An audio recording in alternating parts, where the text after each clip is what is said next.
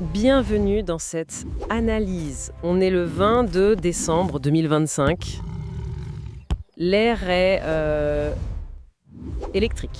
Ah oui, complètement. Demain, à Tanger, l'équipe du Sénégal, les Lions de la Teranga, ils entrent dans l'arène de la CAN face au Botswana. Et l'enjeu est juste colossal. Colossal, c'est le mot. Les grands favoris et toutes les sources qu'on a là, les articles, les comptes rendus, tout pointe vers un homme, le sélectionneur, Pape Thiaw. Et vers cette expression qu'on entend partout. Sa sérénité déconcertante. Voilà. C'est devenu le mot à la mode à Tanger. Mais qu'est-ce que ça cache, cette sérénité? C'est du bluff? Une confiance absolue? Ou une stratégie bien plus profonde et calculée? C'est un peu notre mission aujourd'hui. On va déconstruire ça, pièce par pièce. Et pour comprendre cette sérénité, il faut vraiment comprendre le personnage. Pape Thiaw, c'est pas n'importe qui. Non, Ancien attaquant. Et surtout, membre de la génération mythique de 2002. celle qui a fait trembler le monde. Exactement. Celle qui a battu la France, championne du monde en titre. Il a connu la pression la plus extrême en tant que joueur. Donc, quand il arrive, il a cette aura. Et un style qui tranche avec ses prédécesseurs. Son calme, c'est pas de la passivité. C'est une arme. D'accord, alors plongeons directement dans le vif du sujet avec cette âme. La conférence de presse d'hier au stade Ibn Battuta, là où 99% des coachs auraient sorti les phrases habituelles sur le respect de l'adversaire, la prudence, lui, il a posé une bombe de confiance. Il a dit, et c'est rapporté partout, nous ne nous cachons pas, le Sénégal assume son statut de favori. C'est d'une franchise. C'est presque brutal, non? C'est bien plus qu'une simple déclaration. En fait, c'est une prise de pouvoir sur le narratif du tournoi.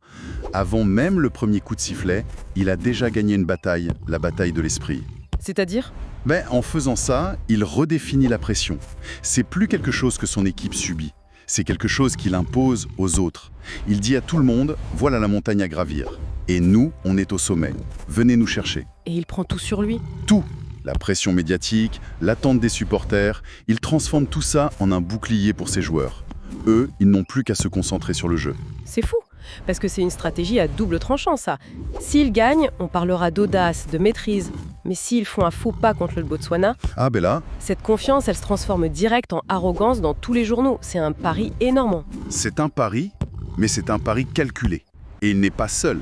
C'est là que tout son dispositif devient intelligent. À côté de lui, en conf, il y avait son capitaine, Kalidou Koulibaly. Oui. Et Koulibaly, lui, il joue une partition qui est parfaitement complémentaire.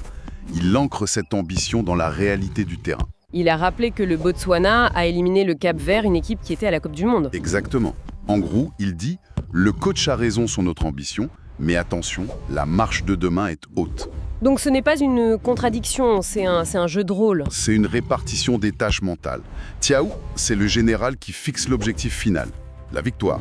Il donne la vision, la confiance. L'horizon. C'est ça. Et Koulibaly, c'est le commandant sur le terrain. Il s'assure que chaque soldat reste concentré sur l'ennemi immédiat, que personne ne baisse la garde. L'un empêche l'équipe de douter et l'autre l'empêche d'être trop sûr d'elle. C'est cet équilibre qui est redoutable. D'accord, donc la philosophie est claire, mais une philosophie, il faut la traduire en actes. Et c'est là qu'on tombe sur ce concept qui revient partout, le coaching participatif. Thiaw insiste là-dessus. Il dit « Je prône un coaching participatif en associant ces cadres à mes réflexions, aussi bien dans le jeu que dans la vie du groupe. » Il parle de Sadio Mané, Koulibaly, Idrissa Gana Gueye, les patrons, quoi. Oui. Ça a l'air génial sur le papier, mais est-ce que c'est pas un peu risqué? C'est la question que beaucoup se posent. On pourrait croire qu'il dilue son autorité. Voilà, qu'il ouvre une boîte de Pandore. Mais il faut comprendre la nuance. Ce n'est pas une démocratie. Thiaw ne demande pas à ses joueurs de voter pour la compose équipe. Alors, c'est quoi concrètement? Il leur montre ses plans et leur demande leur avis. J'ai du mal à imaginer ça. Et surtout, est-ce que ça risque pas de créer un syndicat de joueurs qui pourrait se retourner contre lui? C'est le piège à éviter, oui, et c'est là que son expérience parle. En fait, en les consultant, il fait deux choses. D'abord, il capte des infos précieuses sur l'état d'esprit du groupe.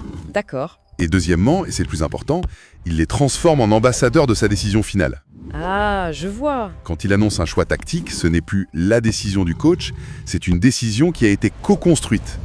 Les cadres ne la subissent pas, ils la portent. La responsabilité devient collective. Tout à fait. Ça désamorce les critiques et ça soude le vestiaire. Et pour la crainte du syndicat? Il a déjà prouvé que ça marchait.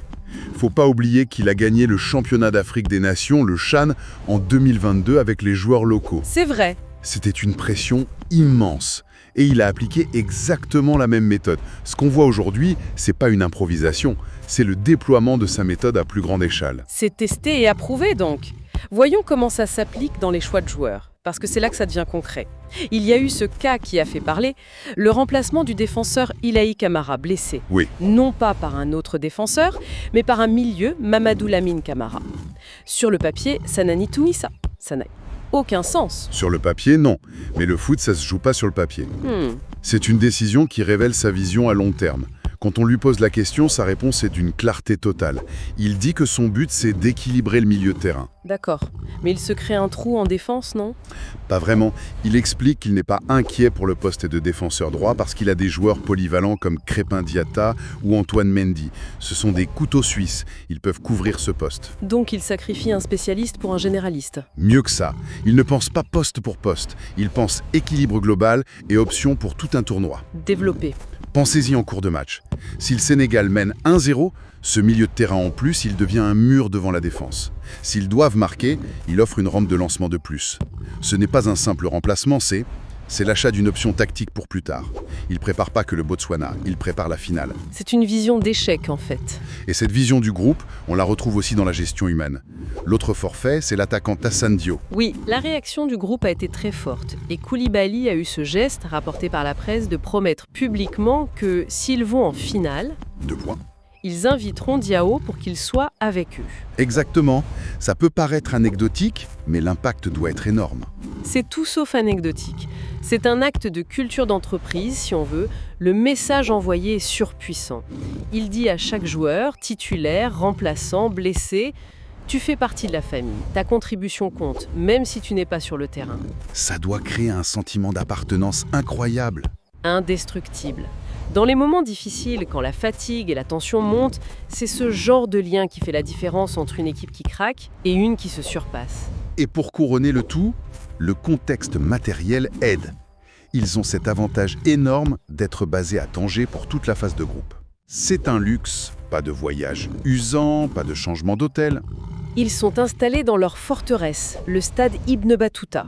Un écrin de 65 000 places, une pelouse parfaite. C'est un confort qui n'a pas de prix. Et Tiaov, il exploite cet avantage à fond. Autre décision forte, tenir les premières séances d'entraînement à huis clos. Pour se cacher, Pas seulement.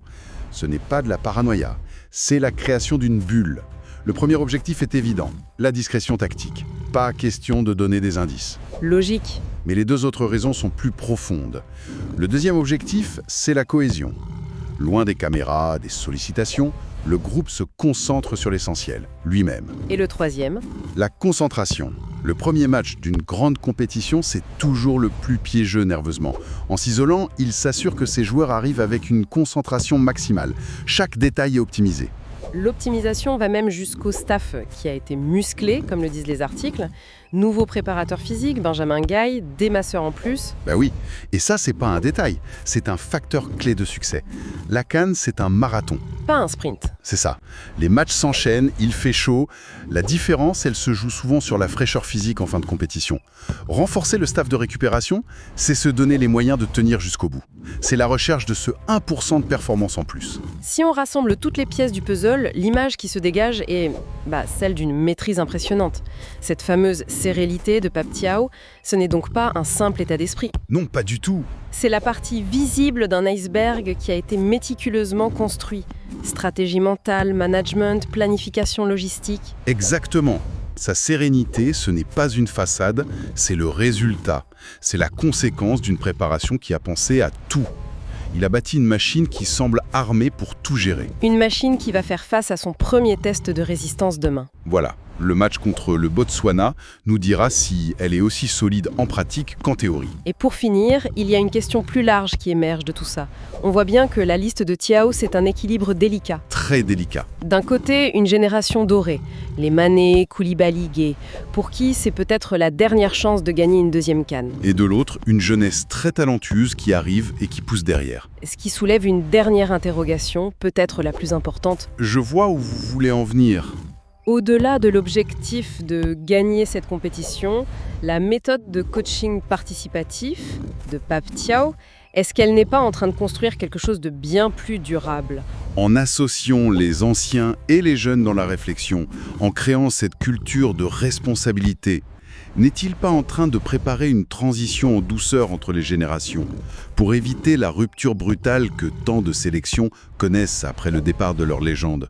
On observe peut-être moins la préparation d'un tournoi que la construction des fondations d'une dynastie. Alors, C'est toute la les question. Lions du Sénégal, sacrés champions en 2021, et voilà qu'ils reviennent pour défendre leur titre. Sauf que, attention, la tanière a bien changé. C'est un tout nouveau chapitre qui commence, avec un nouveau chef d'orchestre à la baguette, Pape Thiaw. C'est la question que tout le monde se pose, évidemment. Est-ce qu'un nouveau coach peut vraiment réussir à mener cette équipe vers un nouveau sacre ? La mission est colossale et tout repose sur les épaules d'un seul homme. Allez, on va décortiquer ça ensemble pour voir la vision et les atouts des Lions pour cette CAN 2025. Bon, le rendez-vous est pris, ce sera au Maroc du 21 décembre 2025 au 18 janvier 2026. C'est là-bas que tout va se jouer. L'équipe se rassemble, une nouvelle ère démarre et avec elle, on sent une attente nationale qui est, waouh, vraiment palpable. Et quand on parle de pression, il ne faut vraiment, mais alors vraiment pas la sous-estimer. La publication de la liste des joueurs, c'est devenu un événement national. Ça en parle partout, dans les cours d'école, dans les bureaux, au marché. Chaque décision est analysée, chaque choix est débattu avec passion. Et franchement, cette petite anecdote du coach, elle résume tout parfaitement. Quand ta propre fille de 6 ans te relaie la pression de tout un pays, là tu comprends que ça dépasse largement le cadre du foot. C'est l'affaire de tout un peuple. Du coup, comment il gère tout ça, Pape Thiaw ? Eh bien, avec une méthode bien à lui, qui caractérise vraiment cette nouvelle ère pour les Lions. Une approche qui repose sur un principe très simple, mais fondamental. Voilà, tout est dit. C'est le cœur de sa philosophie. Il ne reste pas dans sa tour d'ivoire à décider de tout, au contraire, il mise sur l'intelligence collective. Il va chercher l'expérience de ses leaders, les Mané, les Koulibaly, les Gueye, pour construire un projet commun. Et c'est justement cette fusion qui pourrait tout changer. En fait, sa méthode, on peut la voir en 2 parties. D'un côté, il a un style très direct, sans chichi, qui n'a pas peur d'assumer le statut de favori. Et de l'autre, c'est cette approche collaborative, où les cadres sont de vrais partenaires de réflexion. C'est cet équilibre, en fait, qui semble être sa plus grande force. Et cette philosophie, eh bien, on la retrouve directement dans la composition de son groupe. Thiaw n'a pas voulu choisir entre l'expérience et la jeunesse, non, il a décidé de fusionner les deux pour tenter de créer une véritable alchimie. 4. Ce chiffre, c'est le nombre de jeunes pépites qui vont vivre leur toute première Coupe d'Afrique. Le message est hyper clair, le Sénégal joue pour gagner maintenant, mais il prépare aussi activement l'avenir. Et regardez cet équilibre.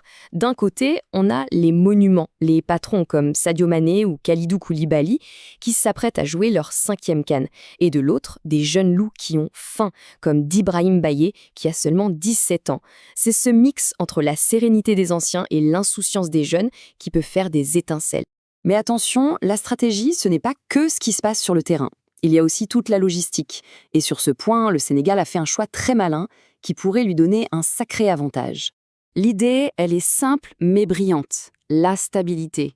En restant basé à Tanger pour toute la phase de groupe, les Lions s'évitent les déplacements fatigants.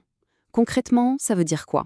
Meilleure récupération, une routine qui s'installe, un environnement familier. C'est un avantage logistique qui peut paraître petit, mais qui est potentiellement énorme sur les adversaires. Voilà, donc le programme qui les attend. 3 matchs, tous dans le même stade à Tanger. On commence le 23 décembre contre le Botswana, puis on enchaîne avec un gros test contre la RD Congo, avant de finir la phase de poule face au Bénin. Bon, maintenant, ça y est, on a assez parlé. Place au terrain. La compétition va commencer, la chasse est ouverte. Et le premier adversaire, le Botswana, est un match qui est tout sauf pris à la légère. Il suffit d'écouter les mots du capitaine, Kalidou Koulibaly, pour comprendre l'état d'esprit. Le message est limpide. Pas question d'être arrogant. Cette équipe du Botswana a sorti le Cap-Vert, un mondialiste, donc méfiance absolue. C'est cette mentalité de guerrier, ce respect de l'adversaire, qui est crucial pour aller loin. Finalement, si on fait le bilan, tous les ingrédients ont l'air d'être là. On a une vision claire portée par le coach, un groupe qui mélange parfaitement expérience et ambition, et cet avantage logistique qui n'est pas négligeable. Le statut de favori, il n'est pas volé, il est complètement assumé. Alors, on boucle la boucle et on revient à la question de départ. Est-ce que les lions vont rugir une nouvelle fois? Est-ce que cette méthode Pape Thiaw, cette alchimie entre les générations, cette préparation millimétrée, est-ce que tout ça sera suffisant pour aller chercher une deuxième étoile? Bon, la réponse, elle n'est plus dans l'analyse, elle est sur les terrains marocains, la chasse est ouverte.